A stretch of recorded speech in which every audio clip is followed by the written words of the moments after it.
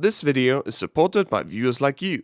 If you want to help me make more things like this, consider supporting me on Patreon. Thank you.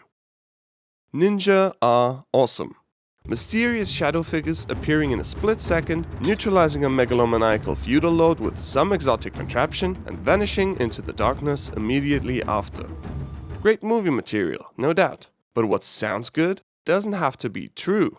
Ninja are known all around the world, but most of what we believe to know about them is misrepresented, made up, or simply a lie.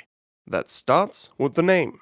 2 characters, Endure or Hide, and Person, which can be read in 2 different ways. Ninja, by far the dominant one, likely for Western audience pronunciation reasons, or Shinobi no Mono, in short Shinobi, which had been until the 1950s the clear standard reading.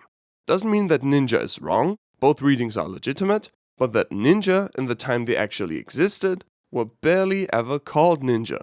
I, by the way, say ninja with no s in the plural form because in Japanese, singular and plural usually identical. In other languages one can certainly use an s, I just don't. So much for the name, now we should maybe learn what it stands for. Turns out, not so easy, because official ninja, who, after passing the ninja exam, would receive a ninja ID from their local ninja office, never existed. The maybe most sensible definition of ninja would be a person who, in the Japan of the Sengoku and Edo era, used special skills for covert intelligence gathering and combat. Simplified, historical, Japanese, secret special operatives. Activities include espionage, infiltration, arson, sabotage, general adversary confusion, assassinations, and, very simply, eavesdropping and telling. The reason the list is so long is that the term ninja is used for very different groups, from underclass mercenary to shogun guard, from provincial resistance fighter to regime informer. Only similarities being the execution of covert operations and the ninja myth resulting from all of these groups. One part of that myth is the typical black uniform from head to toe with only the eyes left uncovered. On first glance, pretty useful. Covert operations usually at night, so black uniform for staying unseen. But ninja also operated during the day, where that kind of camouflage quickly sticks out. I can see you, mate.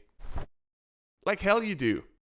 In reality, only one instance of such a black uniform is documented, which puts it just above non-existent. Real typical ninja clothes would be simple dark peasant or monk outfits. That way you're hard to spot at night and blend in during the day. Like the uniform, the most famous ninja weapon, the throwing star, shuriken in Japanese, is more story than history. Shuriken means all kinds of throwing objects that can distract or harm an enemy in a fight. Generally, those came in various shapes, but longer, pointy ones were more effective than star-shaped ones. And in the few cases they'd actually come into use, they were carried by openly fighting samurai, not ninja. When your main objective is to stay hidden, you don't start hurling Christmas decorations at enemies. And since we're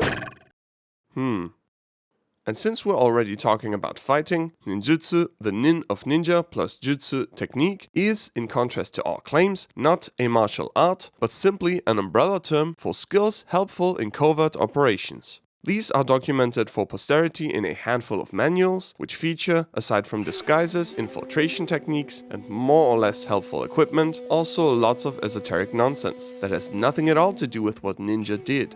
In the 7th lunar month, the lucky days are the horse and the hare. Dude. There are 2 types of ninja in this world. The historical ninja, without a single unbroken tradition, made up of all kinds of different groups that, in secret, infiltrated, scouted out, and burned down castles, and, thanks to 400 years of romanticization, commercialization, and artistic distortion, the pop culture ninja, flying above the rooftops in his black uniform, pelting enemies with throwing stars. Every ninja has a right to exist. Can you get out of the shot, please? Thanks a bunch. As long as you don't forget that the ninja on the silver screen doesn't share much more with the ninja in history books than the name.